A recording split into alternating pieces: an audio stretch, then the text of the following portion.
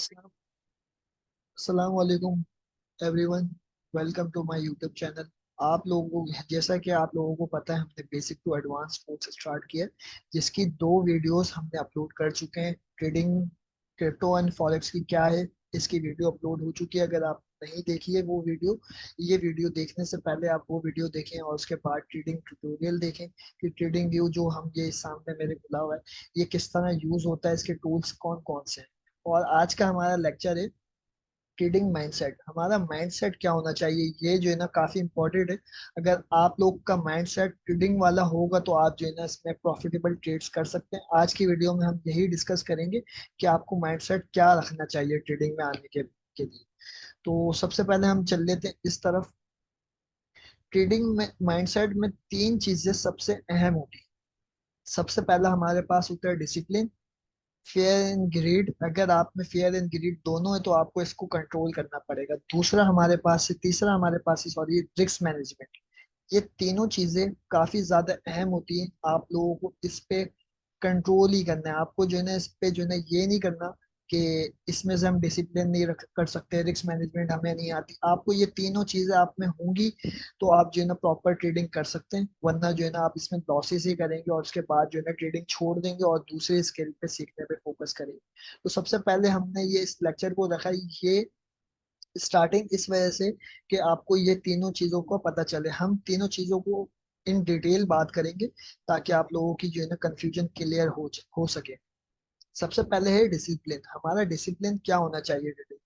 अब हर बंदा ट्रेडिंग का सुन के आता है कि ट्रेडिंग में जो है ना खाली डॉलर्स बनते हैं, लूज होने का उनको नहीं पता होता कि इसमें लॉस भी होता है और लॉस किस हद तक होता है, ये किसी को नहीं पता होता। अगर हम कोई भी कारोबार स्टार्ट करते हैं, फॉर एग्जांपल हमने एक शॉप ली और उसमें जो है ना हमने चीज की दुकान खोल ली, नॉर्मल सी किराना स्टोर खोल लिया, तो हम उसमें कितनी इन्वेस्टमेंट करते हैं। आप लोग जो है ना मुझे कमेंट्स में बताते रहें कि आप लोग कितनी इन्वेस्टमेंट करेंगे। एटलीस्ट 15 लैक्स 20 लैक्स आप उसमें इन्वेस्टमेंट करेंगे। सामान लेंगे, दुकान रेंट पे लेंगे, रेंट का किराया वगैरह, ये सब चीजें आप एक्सपेंस निकालेंगे तो आपको मंथली उस काम में से कितना प्रॉफिट होगा। आप लोग मुझे प्लीज बताएं कि जो लोग देख रहे हैं, आपको उसमें से कितना प्रॉफिट होगा। एक एवरेज अमाउंट बता दें। मैं कहता हूँ एवरेज इसमें से अगर हम सब चीजों को निकाल दें, स्टार्टिंग में से हम लगा लेते हैं फर्स्ट मंथ से। वैसे फर्स्ट मंथ से प्रॉफिट होना स्टार्ट होता नहीं है, हम फिर भी हम फर्स्ट मंथ से हम स्टार्ट कर लेते हैं। तो हमें ऑन एवरेज 15,000, 20,000, मैक्सिमम 25,000, 30,000 जो है ना हमें प्रॉफिट होगा। अगर हम दुकान पे किसी लड़के को रखे हुए हैं, उसका सैलरी निकाल के, बिजली का बिल, गैस का बिल, फलाना सब चीजों को निकाल के हमें 20-25,000 रुपये प्रॉफिट होगा। कितनी इन्वेस्टमेंट हमने की थी? 15-20 लाख रुपए हमने इन्वेस्टमेंट की थी और हम उसमें से रिटर्न कितना ले रहे हैं? 15-20 हजार रुपए या 25,000 रुपए। 1% मंथली हम जो है ना मतलब इन्वेस्टमेंट का अपना गेन कर रहे हैं। हम उसमें खुश भी होते हैं। लेकिन ट्रेडिंग में हम जो है ना $100 डालते हैं और हम ये सोचे हुए होते हैं $100 जो है ना हमारा विद इन अ वीक जो है ना $200 हो जाए या $300 हो जाए या फिर $1,000 हो जाए। तो ये माइंडसेट आपको जो है ना पहली फुर्सत में चेंज करना होगा। और मंथली आपको कितना इसमें गेन करना है, ये हम डिस्कस करेंगे। मंथली आपका अगर इसमें प्रॉफिट वॉलेट 15% गेन हो जाए तो इज इनफ।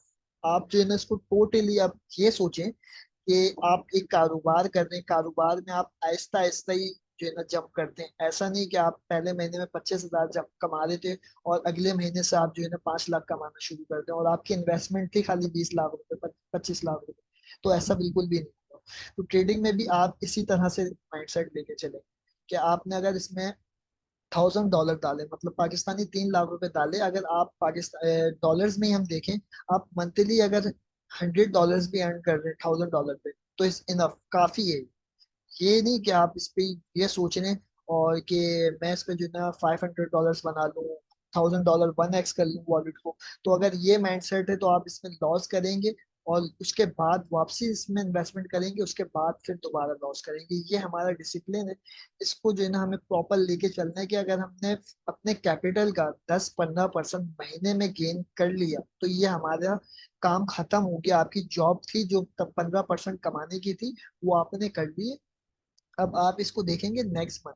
जो आपकी इन्वेस्टमेंट होगी, जो आपका कैपिटल होगा, आप उस हिसाब से जो है ना इस पे जो है ना वर्क करेंगे, और 15% 20% आपका इनफ है। इसके ऊपर हो जाए तो वेल एंड गुड है, क्योंकि इसमें लोग ये सुनते हैं कि छक्के लगते हैं, छक्के लगाते नहीं है, छक्के हमेशा लगते हैं। ये बात आप याद रखिएगा। कोई भी कॉइन आप बाय करते हैं, किसी को पता नहीं होता ये कॉइन जो है रॉकेट बन जाएगा और रॉकेट की तरह ये अपसाइड से ले आएगा। कि आप उसमें आपके पास जो कैपिटल था, आपने पूरा का पूरा उस कैपिटल को जो है ना उस एक कॉइन में लगा दिया। ये सबसे बड़ी गलती होती है कि हम एक ही कॉइन में जो है ना अपनी सारी इन्वेस्टमेंट कर देते हैं, वो कॉइन थोड़ा सा लॉस में जाता है और हम जो है ना उसको पैनिक सेलिंग कर रहे होते हैं। ये हमारा डिसिप्लिन था।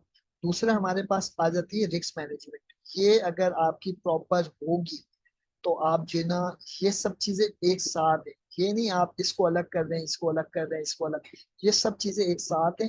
रिस्क मैनेजमेंट ट्रेडिंग का दिल है। अगर आपकी रिस्क मैनेजमेंट सेट है, ठीक है, आप प्रॉपर रिस्क मैनेजमेंट कर रहे हैं, स्टॉप लॉसेस हिट होते हैं, हर किसी के हिट होते हैं। ऐसा नहीं है कि आप सीखने के बाद आपके स्टॉप लॉस हिट नहीं होंगे। सीखने के बाद भी स्टॉप लॉस हिट होते हैं। स्टॉप लॉस हिट होना क्या है, हर किसी का है। स्टॉप लॉस हिट होने से जो है ना आप चीज या तो सीखेंगे, या तो आप अपनी गलती को जो है एक्सेप्ट करेंगे कि मैंने इसमें गलती क्या की। आप लोगों को प्लीज ये बता दीजिएगा, आपको मेरी बात समझ में आ रही है? तो इसमें रिस्क मैनेजमेंट आपको प्रॉपर करनी है, और हमारा रिस्क मैनेजमेंट का सेशन भी 2 सेशन बाद है। पांचवा सेशन हमारा रिस्क मैनेजमेंट का है। इंशाल्लाह हम उसको रिस्क मैनेजमेंट को भी इन डेप्थ कवर करेंगे कि किस तरह आपको रिस्क मैनेजमेंट करनी चाहिए क्रिप्टो में और फॉरेक्स में। क्रिप्टो में अलग होती है रिस्क मैनेजमेंट, और फॉरेक्स में अलग होती है।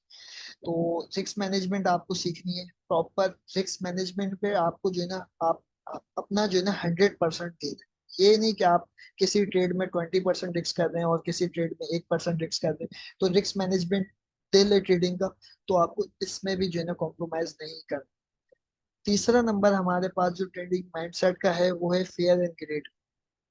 अब आपको लॉसेस हो रहे होंगे ना, तो आप जो है ना ये डर जाएंगे मार्केट से आप, और जो है ना ट्रेड करने में आपको डर लगेगा कि ये अभी लॉसेस हो ही रहे हैं और मजीद लॉस ना हो जाए। तो ये लॉसेस मैंने आपको बताया ना, लॉसेस आपको कुछ ना कुछ सिखाते हैं।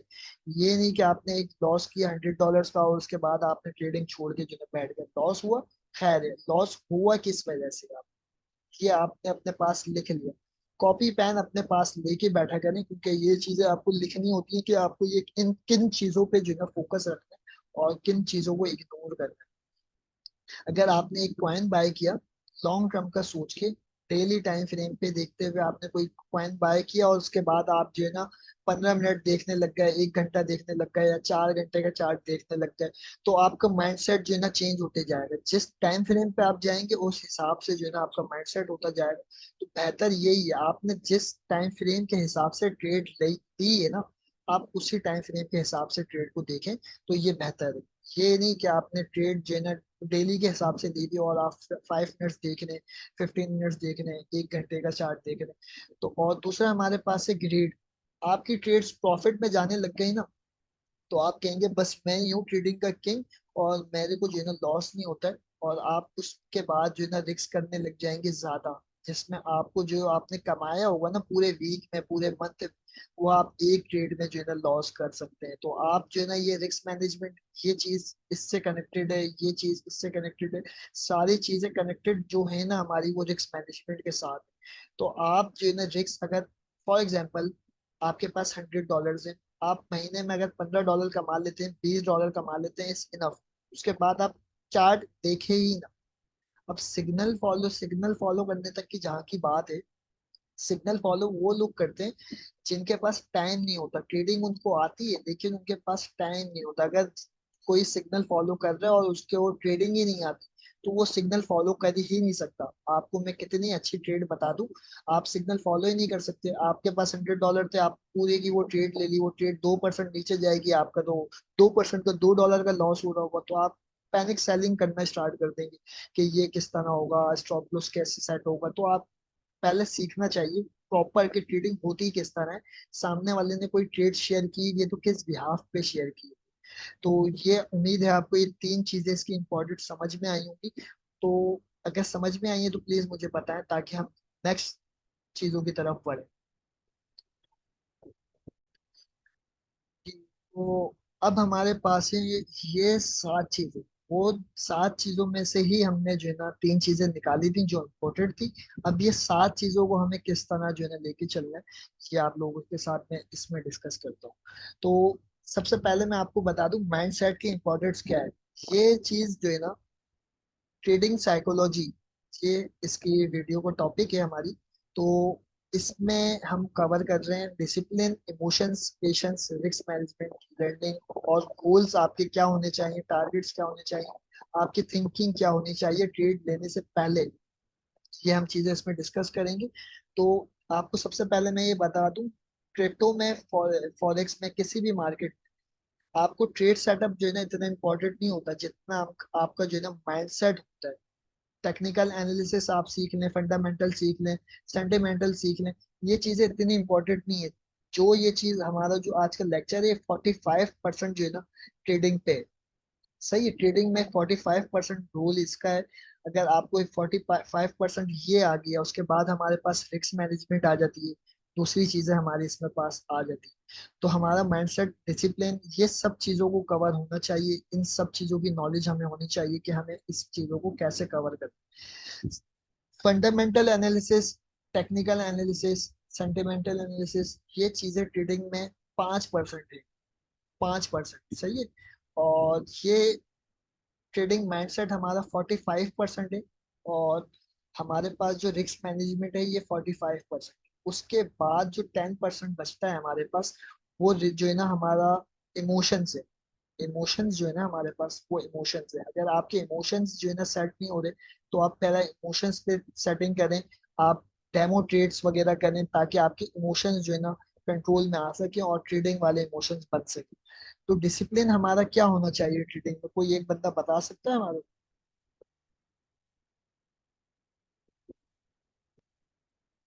कोई बता सकता है? कोई भी नहीं बता रहा।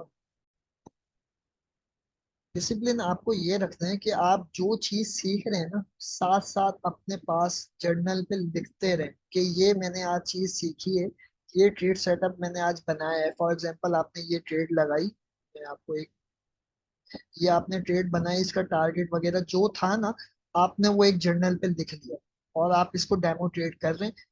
और इसको वीक में आपने जो जिस हिसाब से ट्रेड लगाई भी, आप उसको लिख लिया अपने पास। विद इन 1 वीक जो है ना आप उसको देखेंगे और अपनी मिस्टेक्स को देखेंगे, कितनी ट्रेड्स आपकी सक्सेसफुल गई और कितनी ट्रेड्स आपके अगेंस्ट गई। ये सब चीजों को आपने निकाल लिया, उसके बाद आप देखेंगे कि आपने जो लूज किए ट्रेड, वो किस वजह से किए, क्या वजह थी आपको वो लॉस करने की, और उस चीज को बेहतर करने की आप कोशिश करें। कि आपने ये ट्रेड ली थी, इसमें आपने सपोर्ट सही से ड्रॉ नहीं की थी, या इसमें आपने रिस्क मैनेजमेंट सही से नहीं की थी। जो चीज भी, जिस बिहाफ पे आपने ट्रेड ली है ना, किस किस कॉन्फिडेंस पे देख के ली, वो सब चीजें जो है ना आप अपने पास लिख लेंगे कि मैंने ये इसको देखते हुए ट्रेड ली है या फिर इसको देखते हुए ट्रेड ली है। वो आप अपने पास जो है ना कॉपी पे लिख लेंगे। दूसरे नंबर पे हमारे पास इमोशंस आ जाते हैं जो हमने अभी डिस्कस किए हैं। और वापसी से मैं आपको बता देता हूँ, आपको इस मार्केट में जो है ना ग्रीडी नहीं होना। आपको ये नहीं सोचना कि मैं एक ही दिन में जो है ना अपने महीने का टारगेट अचीव करके जो है ना एग्जिट हो। आपने जो डेली टारगेट है आपका, आपका वो पूरा हो गया।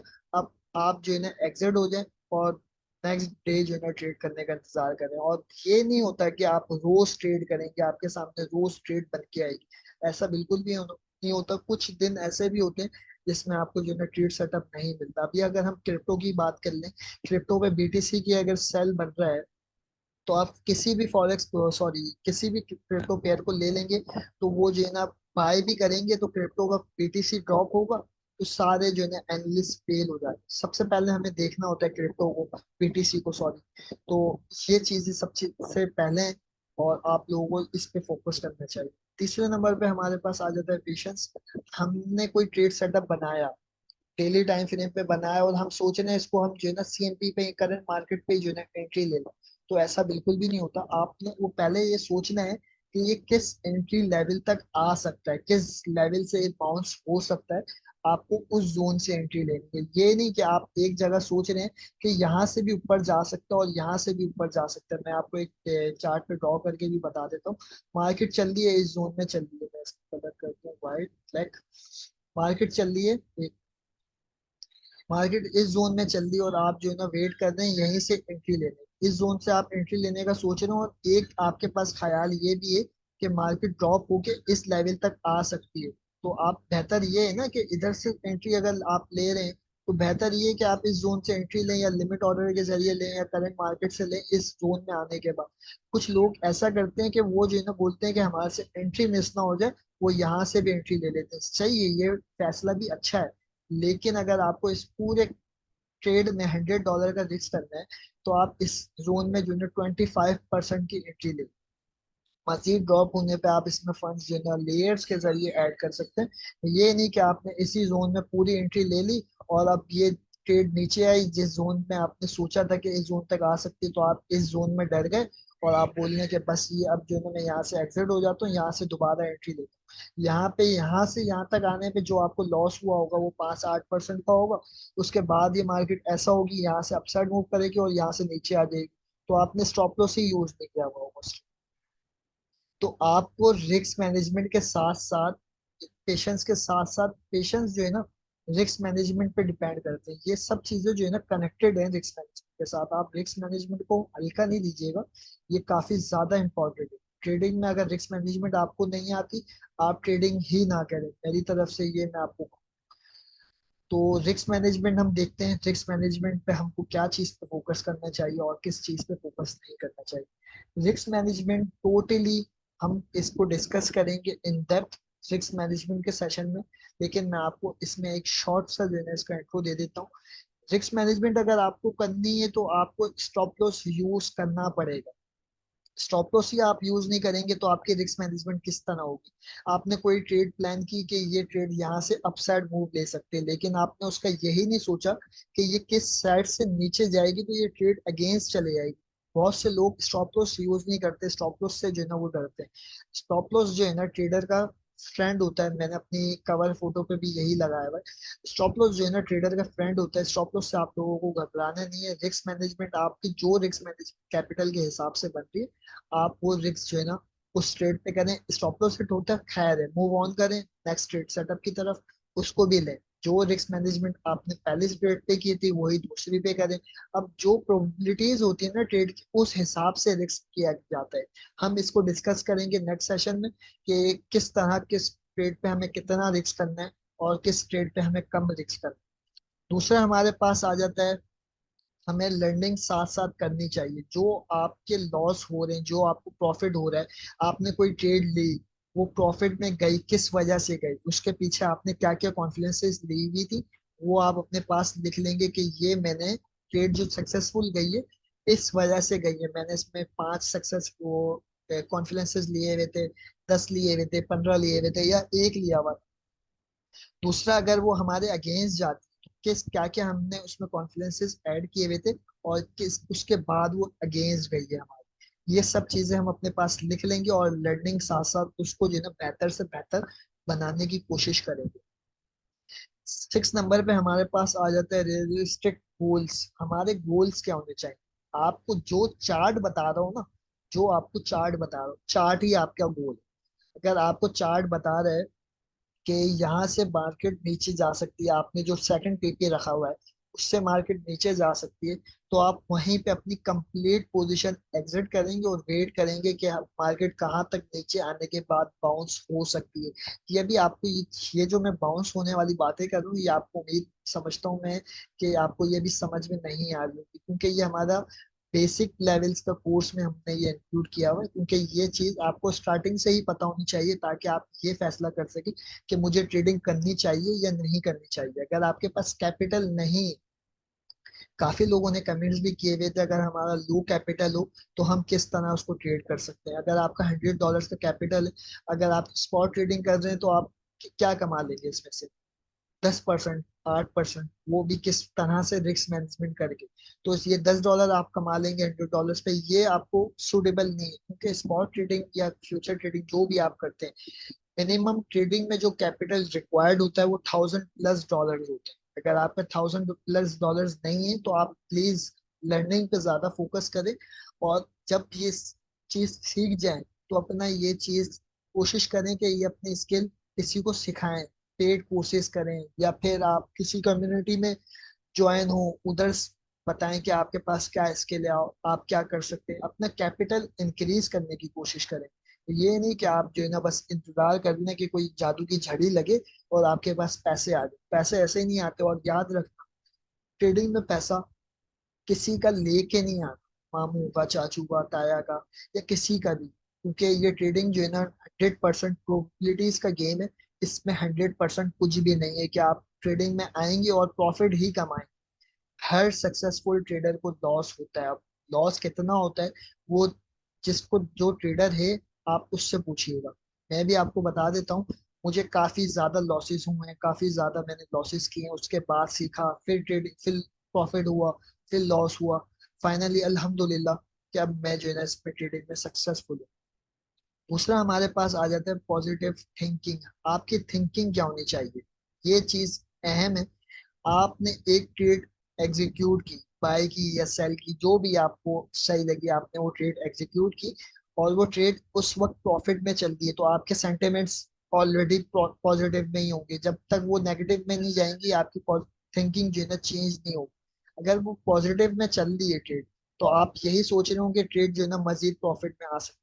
जो आपके टारगेट हिट हो गए, आप उस ट्रेड से एग्जिट हो, आप उस ट्रेड में आप रहेंगे ना, तो आपको यही रहेगा कि मजीद जो है ना मार्केट नीचे जाएगी या ऊपर जाएगी, और आप जो इसमें प्रॉफिट हो रहा था वो भी जो है ना नहीं ले सकेंगे। और प्रॉफिट हमेशा याद रखना, प्रॉफिट चोर होता है। प्रॉफिट सामने दिखते दिखते गायब हो जाएगा, आप उसको पकड़ नहीं सकोगे। प्रॉफिट में हो ट्रेड, अपना स्टॉप लॉस ब्रेक इवन करो और उसको रिस्क फ्री करके होल्ड रख लो जो आपके टारगेट्स हो उसके हिसाब से। अगर आपने एक ट्रेड ली और वो लॉस में चल रही, तो आपके सेंटिमेंट्स ऑलरेडी जो है ना बेरिश में, वो सॉरी बेरिश बोल रहा हूँ, आपके सेंटिमेंट्स ऑलरेडी जो है ना नेगेटिव में शिफ्ट हो जाएंगे कि ये ट्रेड मैंने ले ली गलत।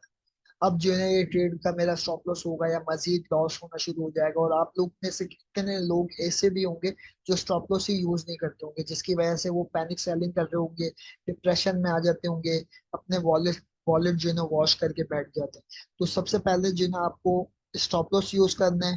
दूसरा हमारे पास आ जाता है आपको साथ साथ सीखते रहना है। और गोल्स जो है ना, आपको जो टारगेट्स आप सेट करेंगे वो आपको ऐसे सेट करने हैं कि जो हिट हो। ऐसा नहीं कि आपने पीटीसी को जो है ना 5,000 पे बाय किया और आप सोच रहे हैं कि मैं इसको 10 लाख पे सेल करूं, ऐसा बिल्कुल भी नहीं। ठीक है, आपको अपने पॉजिटिव थिंकिंग रखनी है। जो टारगेट हिट होने वाले हो आप उसको ही जो है सेट करेंगे, और ज्यादा बड़े टारगेट्स नहीं रखेंगे। जो जिस टाइम फ्रेम के आप हिसाब से ट्रेड बना रहे होंगे, आप उस हिसाब से जो है टारगेट सेट करेंगे। तो यहाँ तक आप सबको क्लियर है, प्लीज मुझे बता दें। तो ये सब चीजें हमने डिस्कस करी। आप इन चीजों को और याद रखें, जो आगे का हमारा कोर्स है उन सब चीजों को आपको चार्ट पे अप्लाई करना है। ट्रेडिंग सीखने के लिए आपको प्रैक्टिस करना बहुत जरूरी है। ये नहीं कि आपने खाली वीडियो देखी ली और आप समझ रहे हैं कि ये मैं अब सीख गया हूँ, अब ये मिस्टेक मेरे से नहीं होगी। तो याद रखें, वीडियो देखने के बाद आप 2 वीडियो और देखेंगे, पिछली वीडियो आप भूल जाएंगे कि पिछली वीडियो में क्या क्या सुना था, क्या क्या बोला था मैंने, वो सब भूल जाएंगे। तो बेहतर यही है कि आप इन चीजों को लिख लें अपने पास कि ये मिस्टेक्स मुझे नहीं करनी है। और अगर ये मिस्टेक्स आपसे हो रही है, तो आप जो है ना उसको पहले इम्प्रूव करें, उसके बाद लाइफ फंड्स पे ट्रेड करें। तो उम्मीद है आपको ये यहाँ तक वीडियो समझ में आई होगी। आप लोगों के साथ मैं एक पोस्ट शेयर करता हूँ, ये जो है ना काफी इंपॉर्टेंट है। तो हमारे पास ये एक पोस्ट है, आप जो है ना कभी फेल नहीं हो। आपने एक ट्राई की, या तो आप विन करेंगे उससे, या तो आप उसमें जो है ना कुछ सीखेंगे कि आपने ये विन जो की है या किस वजह से की है, और लूज जो की है किस वजह से की। ये आपने अगर समझ लिया, तो आप जो है ना ट्रेडिंग में सक्सेसफुल ट्रेडर बन सकते हैं। तो सबसे पहले आपको जो है ना इन सब चीजों को फोकस करना है। ये सब चीजों को आपको फोकस करना है और ये मिस्टेक्स आपको नहीं करनी। मिस्टेक्स होंगी आपसे, ऐसा नहीं कि होंगी ही नहीं स्टार्ट से, मिस्टेक्स आपसे होंगी। बट आपको जो है ना उसको इम्प्रूव करते रहना है साथ साथ। लॉसेस होते हैं हर किसी को, लॉसेस से आपको पीछे नहीं हटना है। बस आपको जो है ना यही सोचना है कि इंशाल्लाह मैं सीख के इसको प्रॉपर कर सकूंगा। आप प्रॉपर लर्निंग पे फोकस करें, ना कि कॉपी पेस्ट पे। तो उम्मीद है आपको यहाँ तक वीडियो समझ में आई होगी, अच्छी लगी होगी। अगर आपने चैनल को सब्सक्राइब, वीडियो को लाइक नहीं किया है, प्लीज चैनल को सब्सक्राइब कर दें और वीडियो को लाइक कर दें, और अपने ट्रेडर फ्रेंड्स के साथ इस वीडियो को जरूर शेयर करें, क्योंकि ये वीडियो हर 90%। मैं आप लोगों को एक साथ एक चीज और भी बता दूं, ट्रेडिंग में विन रेशियो किसको पता है कितना है? ट्रेडिंग में फाइनेंशियल ग्लोबल मार्केट जो है इसमें विन रेशियो कितना है आप लोगों को पता है? किसी को मेरे ख्याल से नहीं पता हो। ट्रेडिंग में विन परसेंट रेशियो जो है ना 3% है, जो हमको कमेंट्स में भी बता दिया। 3% विन रेशियो है ट्रेडिंग में। 97% इसमें जो है ना लॉस करते हैं लोग। 97% लॉस कैसे करते हैं? उन्होंने फ्यूचर ट्रेड ली हुई होती है, उनको पता नहीं होता रिस्क मैनेजमेंट का, उन्होंने पूरे कैपिटल की ट्रेड लगा दी। उनको ये, जब जहां से मार्केट बाउंस होने वाली होती है उनकी ट्रेड वहां पे लॉस में होती है, वो वहीं से सेल कर देते हैं। उसके बाद मार्केट जब अपसाइड मूव लेने लगती है तो बोलते हैं कि अब अपसाइड मूव ले लेगी, और उसके बाद वो वापसी एंट्री लेते हैं। जब मार्केट में अगेन करेक्शन आती है, अब वो समझते हैं कि मैंने अगेन वापसी जो है ना एंट्री गलत ले ली है, वो वापसी सेल करते हैं। फिर मार्केट अपसाइड मूव ले लेती है। तो इस तरह से जो है ना 97% लूज रेशियो है इसमें, कि ट्रेडिंग में 97% लोग जो है ना लॉस करते हैं, और 3% इसमें लोग कामयाब होते हैं जो प्रॉफिटेबल ट्रेड्स कर सकते हैं। अब 3% में आप ये लोग जो है ना जहन में रख लें, 3% वो लोग नहीं है जिनको ट्रेडिंग नहीं आती। ट्रेडिंग 3% लोगों को ट्रेडिंग आती है। वो उनको पता है कि ये चार्ट्स क्या है, ये चार्ट्स पे क्या बन रहा है। उनके पास टाइम नहीं है वो अगर किसी को सिग्नल फॉलो कर, सिग्नल फॉलो करने वाले इसमें मुश्किल से 0.01% होंगे, या मुश्किल से 0.05% होंगे। सिग्नल फॉलो जो है ना वो लोग करते हैं जिनके पास टाइम नहीं होता ट्रेड सेटअप बनाने के लिए। तो अगर आपको ये वीडियो अच्छी लगी, प्लीज वीडियो को लाइक कर दीजिएगा। उम्मीद है आपको ये अच्छी लगेगी, और नेक्स्ट वीडियो में हमारी मुलाकात होगी। अल्लाह हाफिज, अपना ख्याल रखिएगा। जो हमारी नेक्स्ट वीडियो है वो रिस्क मैनेजमेंट पे, ये ट्रेडिंग का दिल है, दिल। हम इस पे इन डेप्थ बात करेंगे किस तरह आपको रिस्क मैनेजमेंट करनी चाहिए। अल्लाह हाफिज, फी अमान।